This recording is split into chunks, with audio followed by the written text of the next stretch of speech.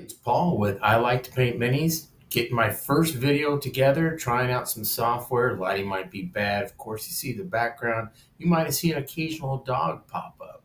But I wanted to get, like I said, the jitters out of the way and do some things. So bear with me. This is going to be rudimentary. There are a lot of people out there that are already painting, but I wanted to share since I've been painting for a while. I think a lot of us go out and think we're going to buy the most expensive equipment. It's going to make us the better painters that are out there. Or I've heard that and I thought it. I've heard it from people like Miniac, and John, Uncle Adam, and all that. What makes you a better painter is investing time to paint more and more and more and more. Keep repetition, right? And that's what I try to do all the time. Am I an John or a Miniac or Uncle Adam? No, but I'm getting where I need to be because the hobby makes me happy and takes stress out of my life. So what I thought I would do is maybe go over a couple of tools and show you what I have, and then maybe potentially give you alternatives. First of all, most likely you're going to need paint, right? You're going to have to decide on the paints that you want to use, your brand that you like to have. Trust me, I've tried quite a few, from Citadel to Vallejo, like I mentioned, to Pro Acryl. Haven't done craft paints yet because what I've heard about them. But for some reason, for me, I tend to come back to the Army Painter. And some of their favorite brands that I like to use definitely are, and I'm going to hold up. It's going to be a speed paint. It's going to be a metallic. Right now, the speed paints are awesome. They get good coverage, especially if you do the slap trough method that's just going out there. Also, I use their acrylic line, right? Their brand new one, Fanatic. It's even thinned down more. It has the consistency that I'm looking for within those areas. And as I mentioned earlier, I do the 50-50 stuff, right? So I might do a slap chop with some speed paints on there in the different areas, come back over with some washes, but also get it in an aspect of doing maybe some dry brushing or highlighting with the Fanatic paints, just whatever strikes me at the moment. So some of the tools that are out there today that I use, I got to have a wet palette, right? Everyone needs a wet palette, but also it doesn't mean you need to buy a wet palette, right? You can make your own. You probably watched enough videos on those. You basically get a paper towel, a Tupperware dish, wet the paper towel down, put down some parchment paper like the wax paper. That works. And then if you're using speed paints, I got this suggestion from Uncle Adam, but I'm pretty sure he got it from someone else. You got to get a fidget popper, right? Do not put speed paints on your wet palette. It's going to destroy it. This helps great too with cleaning because once you're done, you just pop out the dry speed paint and you get stress relief playing with the popper. Also, brushes. Definitely need brushes. You can go out. Probably can't see that good, that well or not. I got 2 Winsor Newtons, spent some money. Otherwise, I use these, but I also use generic brushes. Ones right off Amazon or wherever you get your paint brushes today. And if you're using speed paints, I suggest you don't use your good brushes. You get some cheap knockoff ones, or you can buy them in a bag of 100.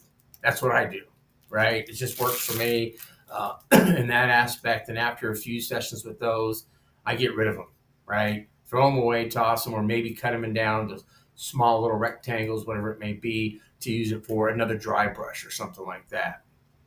Also, maybe a painting handle. Some people talk about, having a handle to hold their miniature. I still can't do that. I know I probably should, but it's one of the things that I don't use. Don't go out and buy one of the $45, $50 handles that are out there unless you want to. You can. Otherwise, as everyone's going to see in all your YouTube videos, get a pill bottle. Put some putty tack on there or silly putty or whatever, stick your miniature to it, and you're good to go. Just make sure if you do a YouTube video, take off the label of the person's bottle that you have. Otherwise, and the most important thing you're going to need out there is you're going to need a miniature. Buy yourself some miniatures. If you're new into the hobby, I suggest what I did. Get some Reaper Bone miniatures, get some Whiz Kids, practice on those, start, mess up, make up, do whatever you need to do on those. You got to be consistent, with like the Reaper miniatures. Suggestions always is to wash them with warm water, soap, or something. Let them dry. Do the same with Whiz Kids, but always you need to prime. If you're going to do a brush-on primer or if you're going to do a rattle can primer, in that aspect, I use rattle can, and of course, I use Army Painter.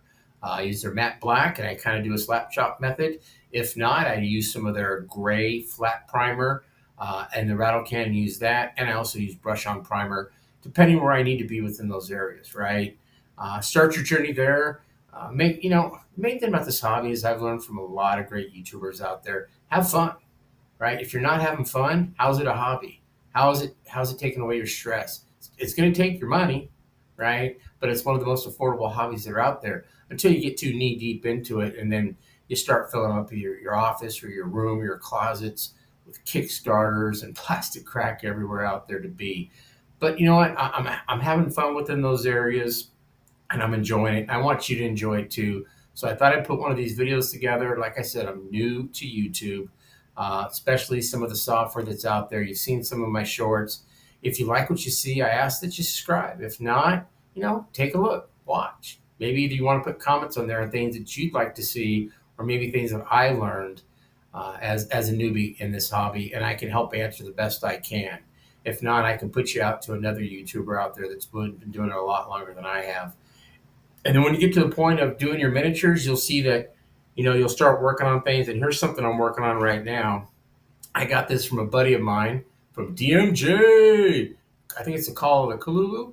And he has wings. And right now I got him primed down black, right? Because I'm going to do a slap chop on him. You see, he kind of has like a clear base. So what I'm doing within those areas, I'm going to take a matte varnish, right? And I'm going to cover that with the matte varnish, let it dry, and then maybe hit it up with a clear speed paint like ocean color, or maybe even one of their washes so I can kind of get that water effect.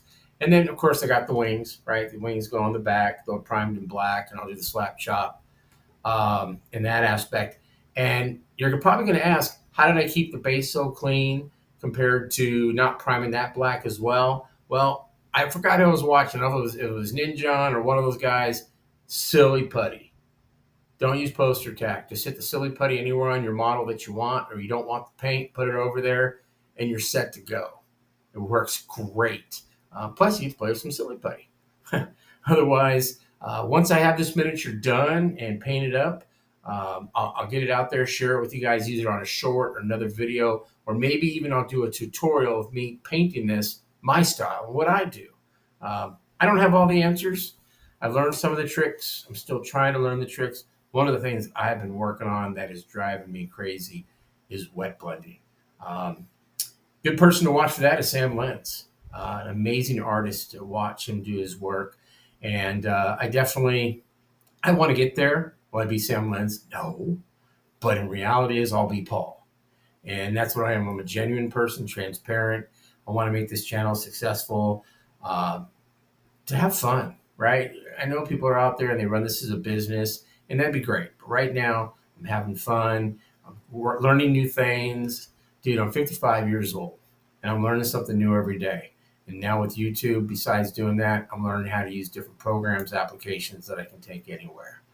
Otherwise, that's kind of the video I had today. It might not be the structure that you're used to. I know I have a lot of clutter in the background, but hey, I'm figuring it out, having fun. Thanks again. Thanks again to the Army Painter. They don't sponsor any of this. They're a big supporter of me. You'll see comments in the chats and things that are out there. They've helped me out along the way, taught me a lot of things. I email them tons of questions, and they always get back to me. Adam and Thomas, thanks a lot. Otherwise, have a great day, and look forward to talking to you soon.